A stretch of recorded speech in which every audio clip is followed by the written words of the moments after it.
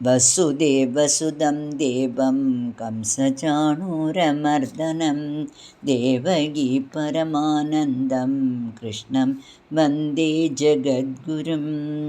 ജഗദ്ഗുരുവായ ഭഗവാൻ ശ്രീകൃഷ്ണന് നമസ്കാരം.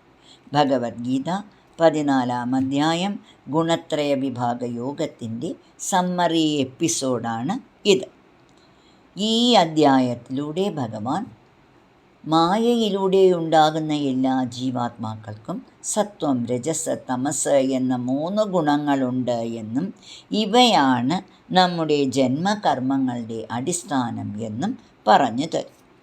ഈ 3 ഗുണങ്ങളും ഓരോരുത്തരിലും ഉണ്ടെങ്കിലും അവ അളവ് കുറഞ്ഞും കൂടിയുമാണ് കാണപ്പെടുന്നത്.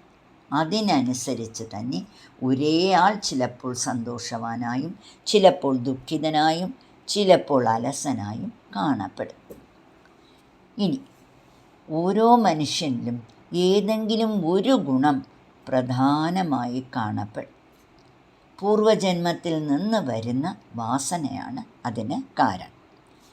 അങ്ങനെ സത്വഗുണം പ്രധാനമായിട്ടുള്ളവനെ സത്വഗുണസമ്പന്നനെന്നും രജോ ഗുണം കൂടുതലായിട്ടുള്ളവനെ രജോ ഗുണപ്രധാനി എന്നും തമോ ഗുണമുള്ളവനെ തമോ ഗുണപ്രധാനി എന്നും പറയും.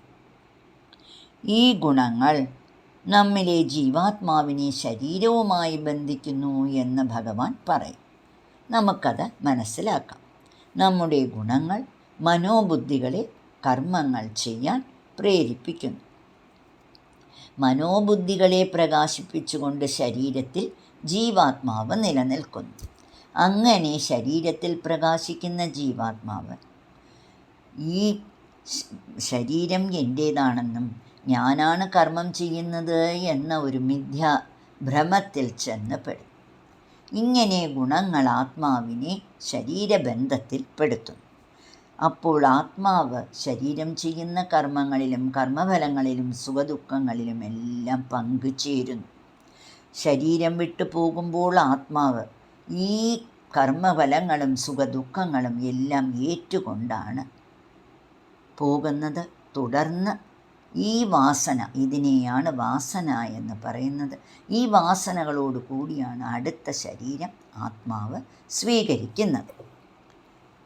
ഇനി ഓരോ ഗുണവും മനോബുദ്ധികളെ എങ്ങനെ പ്രേരിപ്പിക്കുന്നു എന്ന് നമുക്ക് നോക്കാം. സത്വഗുണം നന്മ നിറഞ്ഞ നല്ല മനസ്സിനെയും ജ്ഞാനത്തെയും നമ്മിലുണ്ടാക്കി ആത്മാവിനെ പ്രകാശിപ്പിച്ച് ഉയർത്തുന്നു. രജോ ഗുണം അത്യാഗ്രഹങ്ങൾ നിറഞ്ഞ കർമ്മപ്രേരണകളും അശാന്തിയും കൊണ്ട് ആത്മാവിനെ തളർത്തുന്നു. തമോ ഗുണം മോഹം, അജ്ഞത കൊണ്ട് ആത്മപ്രകാശത്തെ മറയ്ക്കുന്നു. സത്വഗുണസമ്പന്നൻ ജ്ഞാനത്തോടും സന്മനസ്സോടും കൂടെ ജീവിച്ച് മരണാനന്തരം ഊർധ്വലോകങ്ങളിലെത്തുന്നു. രജോ ഗുണപ്രധാനി മരണശേഷം തീരാത്ത ആഗ്രഹങ്ങളോടുകൂടി ഭൂമിയിൽ തന്നെ പിറന്ന് കർമ്മങ്ങൾ തുടരും. തമോ ഗുണപ്രധാനി അജ്ഞത കൊണ്ട് മനുഷ്യനായി ജനിക്കാൻ യോഗ്യതയില്ലാതെ പശുപക്ഷി മൃഗാദികളുടെ ഇടയിൽ ചെന്ന് ജനിക്കുന്നു. ഇങ്ങനെ ഗുണങ്ങൾക്കനുസരിച്ച് കർമ്മങ്ങളും കർമ്മങ്ങൾക്കനുസരിച്ച് പുനർജന്മവും ഉണ്ടാകുന്നു എന്ന് ഭഗവാൻ പറഞ്ഞു തരും. എങ്ങനെയാണ് ഗുണങ്ങൾ കർമ്മങ്ങൾക്കനുസരിച്ച് ആത്മാവിനെ ഉയർത്തുകയും താഴ്ത്തുകയും ചെയ്യുന്നത് എന്ന് നമുക്ക് പുരാണത്തിലെ ചില കഥാപാത്രങ്ങളിലൂടെ മനസ്സിലാക്കാം. അസുരബാലനായ പ്രഹ്ലാദൻ നാരദമുനിയുടെ ഉപദേശത്താൽ നിരന്തരമായ ഈശ്വര സ്മരണയും ആത്മാവിനെക്കുറിച്ചുള്ള ജ്ഞാനവും ലഭിച്ച് സത്വഗുണസമ്പന്നനായി തീവ്രഭക്തി കൊണ്ട് നരസിംഹമൂർത്തിയെ പ്രത്യക്ഷപ്പെടുത്തി ഭക്തോത്തമനായി അനുഗ്രഹീതനായ 5 വയസ്സ് ബാലൻ പ്രഹ്ലാദ ബാലൻ. ആ ബാലൻ്റെ കഥ ഇതിനുത്തമ ഉദാഹരണമാണ്. എല്ലാ സൗഭാഗ്യങ്ങളും ജ്ഞാനവും ഉണ്ടായിരുന്നിട്ടും രജോ ഗുണത്തിൻ്റെ ആധിക്യത്താൽ ശ്രീരാമചന്ദ്രൻ്റെ ഭാര്യയെ ആഗ്രഹിച്ച് തൻ്റെ വംശവും താനും മുടിഞ്ഞുപോയ നശിപ്പിച്ച തൻ്റെ അസുരകുലം നശിപ്പിച്ച രാവണൻ്റെ കഥയും രജോ തമോ ഗുണങ്ങളുടെ ആധിക്യം കൊണ്ട് അധർമ്മപ്രവർത്തികളാൽ പാണ്ഡവന്മാരെ ദ്രോഹിച്ച് വംശം മുടിച്ച ദുര്യോധനൻ്റെ കഥയും ഇതിനുത്തമ ഉദാഹരണങ്ങളാണ്. ഈ വിധ ഗുണമുള്ളവരെ നമ്മുടെ നിത്യജീവിതത്തിലും നമുക്ക് കാണാം. ഇതെല്ലാം കണ്ടും മനസ്സിലാക്കിയും നമുക്ക് രജോ തമോ ഗുണങ്ങളെ പതുക്കെ വർജിച്ച് സത്വഗുണം വളർത്താൻ ശ്രമിക്കണം. രജോ തമോ ഗുണങ്ങൾ ഉണ്ടാക്കുന്ന അത്യാഗ്രഹങ്ങളും അലസതയും ഉണ്ടാകുമ്പോൾ ഈ ഗുണങ്ങൾ നമ്മുടെ ആത്മാവിനെ തളർത്തും. ഇവയിൽ നാം ഇളകരുത് എന്ന ഉറച്ച മനസ്സോടെ സത്വഗുണത്തെ വളർത്തിയെടുക്കാൻ ശ്രമിക്കണം. തുടർന്ന് സത്വഗുണത്തെയും തരണം ചെയ്ത് ഗുണാതീതനാകണം.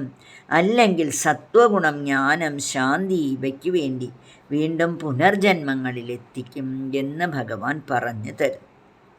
എല്ലാ കർമ്മങ്ങളുടെയും കർത്താവ് ഗുണങ്ങളാണെന്നും ആത്മാവ് സാക്ഷി മാത്രമാണെന്നും അറിയുന്നവൻ ഗുണങ്ങളെ മറികടക്കാൻ അവന് സാധിക്കും. ഇനി ഗുണാതീതനായി ജീവാത്മാവിന് പരമാത്മാവിലെത്തണമെങ്കിൽ പൂർണ്ണമായും ശുദ്ധമാകണം. അതിന് ഭഗവത് പ്രാർത്ഥന, ഭക്തിയോഗം മാത്രമേ ഏകമായ മാർഗമുള്ളൂ. അപ്പോൾ നാം ഗുണങ്ങളെ വർജിച്ച് ഗുണാതീതനായി അന്ധകരണം ശുദ്ധിയായി ജീവാത്മാവ് പരിപൂർണമായും ശുദ്ധനായി പരമാത്മാവിൽ ലയിക്കുന്നതിന് ഉള്ള മാർഗങ്ങൾ ഇപ്പോഴേ നമുക്ക് സ്വീകരിക്കാം. നമുക്ക് രജോ തമോ ഗുണങ്ങളെ വർജിച്ച് സത്വഗുണത്തിലോട്ടുയരാൻ ശ്രമിക്കാം. അതിന് നിരന്തരമായ ഭക്തിയോഗവും ഭക്തിയോടുകൂടിയുള്ള കർമ്മയോഗവും നമുക്ക് പരിശീലിക്കാം. നാരായണ അഖില ഗുരോ ഭഗവൻ നമസ്തേ.